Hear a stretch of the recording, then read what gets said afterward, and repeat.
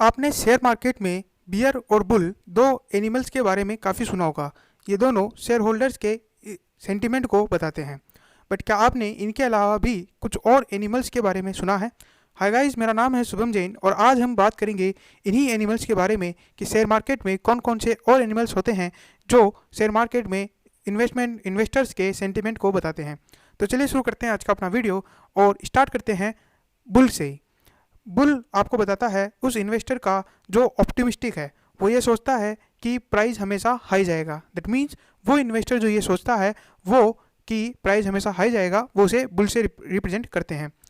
But अगर हम बात करें बियर या बियरिस की, तो वो इन्वेस्टर होता है जो बिलीव करता है कि मार्केट नीचे जाएगा, मार्केट में मंदी आएगी, जिन्हें हम आम बोलचाल की भाषा में मंदोड़िया बोल सकते हैं। नाउ इन दोनों के अलावा जो और सारे एनिमल्स यूज किए जाते हैं डिनोट करने के लिए इन्वेस्टर्स को, उनके नाम है मेनली रेबिट। रेबिट की अगर आप देखोगे तो ये बहुत फास्ट है बट बहुत ही कम समय लेता है, इसीलिए इसके लिए बोला जाता है कि ये पोजीशन बहुत ही शॉर्ट तरीके से होल्ड करते हैं, यानी कि बहुत ही शॉर्ट पीरियड के लिए होल्ड करते हैं और उसी शॉर्ट पीरियड में ये प्रॉफिट कमाना चाहते हैं। लेट्स से 1 दिन 2 दिन 5 दिन में ये लगाएंगे, पैसे निकालेंगे और चले जाएंगे, उसमें ही ये प्रॉफिट कमाना चाहते हैं। तो ये होते हैं रेबिट। बट अगर हम इसके अपोजिट बात करें तो वो होते हैं टर्टल। टर्टल्स की एक खूबी होती है कि वो निरंतर चलते रहते हैं, तो इनमें भी ये बाई और सेल स्लो करते हैं और long term point of view से चलते हैं। जैसे 20 साल 25 साल के लिए लगा दिया और फिर भूल जाओ और फिर उसमें रिटर्न कमाओ, एक डिसेंट सा रिटर्न ये कमा लेते हैं और बहुत ही लॉन्ग टर्म के बारे में ये सोचते हैं। उसके बाद आता है पिग। पिग उन इन्वेस्टर्स को कहते हैं जो न्यूली आते हैं। अब चूंकि वो न्यू आते हैं तो उन्हें बहुत सारा शेयर मार्केट में पैसा दिखता है, इसीलिए वो इम्पेशेंट हो जाते हैं, ग्रीडी रहते हैं कि शेयर मार्केट में बहुत पैसा है, मैं बहुत सारे कमा सकता हूँ। इसके अलावा वो इमोशनल रहते हैं, यानी कि वो शेयर कभी बढ़ रहा है तो वो बढ़ने पे लगा देते हैं, वो ज़्यादा उनकी फंडामेंटल एनालिसिस या रिसर्च नहीं करते हैं, इसीलिए इन्हें बिगेस्ट लूजर ऑफ मार्केट भी कहा जाता है।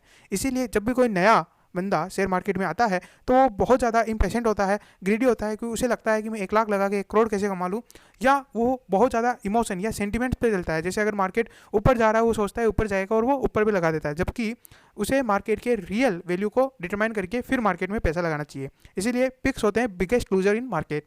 उसके बाद आता है चिकन। अब अगर हम चिकन की एक कैरेक्टरिस्टिक देखें, यानी कि उसका कैरेक्टर देखें, तो वो होता है सेफली खेलने वाला, इसीलिए ये भी होते हैं सेफली खेलने वाले। इस तरीके के जो इन्वेस्टर्स होते हैं वो लोएस्ट रिस्क लेते हैं और वो चाहते हैं कि मुझे ज़्यादा रिटर्न ना मिले, कोई दिक्कत नहीं, बट मुझे रिस्क लोएस्ट चाहिए। रिस्क लो करने के लिए वो अच्छी अच्छी कंपनियों में लगाते हैं, जैसे टाटा हो गया, इन्फोसिस हो गया। तो इस तरीके की जो लो रिस्क प्रोफाइल वाली कंपनियां हैं जिनमें रिस्क बहुत कम है, उनमें वो पैसा लगाते हैं और काफ़ी कम रिटर्न इनको मिलता है, बट फिर भी ये इससे संतुष्ट रहते हैं।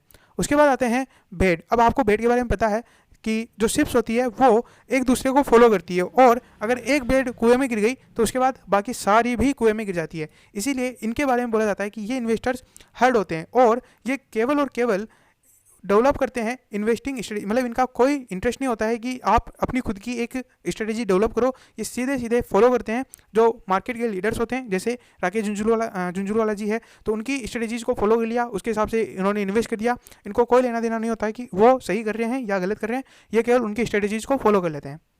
उसके बाद आता है स्टेक्स।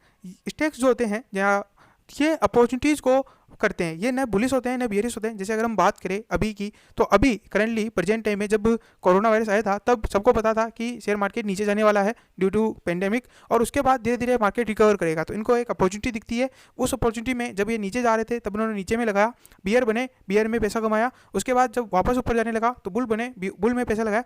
तो केवल ये अपॉर्चुनिटीज़ को देखते हैं, अगर इन्हें लगता है अपॉर्चुनिटी है वहाँ पे जाएंगे, पैसा कमाएंगे और निकल आएंगे। ये नहीं देखते हैं कि मुझे बियर बनना है, बुलिस बनना है, ये केवल और केवल अपॉर्चुनिटीज़ को देखते हैं। उसके बाद आता है वेल। अब वेल वैसे ही बहुत बड़ा जानवर होता है, तो इसीलिए ये इन्वेस्टर्स भी बहुत बड़े होते हैं, like LIC, UTI, mutual funds तरह के, जिन्हें फेल करना भी अपने आप में बहुत बड़ा होता है सरकार के लिए। साथ ही साथ अगर ये मार्केट में परफॉर्म करते हैं तब मार्केट को खुद ये हिला देने की ताकत रखते हैं। जैसे अगर हम बात करें LIC, अगर आज LIC किसी भी कंपनी का शेयर्स खरीदती है तो पूरे मार्केट को हिला सके, इतनी बड़ी पावर वो रखती है। इसीलिए ये भी एक्सट्रीमली बिग इन्वेस्टर्स होते हैं, जिन्हें कंट्रोल कर पाना, जिनका थोड़ा सा मूवमेंट सरकार जो स्टॉक एक्सचेंज है उसका मूवमेंट बन जाता है। इसीलिए ये काफ़ी सारे इंपॉर्टेंट इन्वेस्टर्स होते हैं।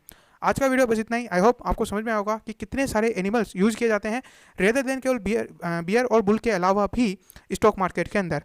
और thank you very much for listening us. Good day, good bye.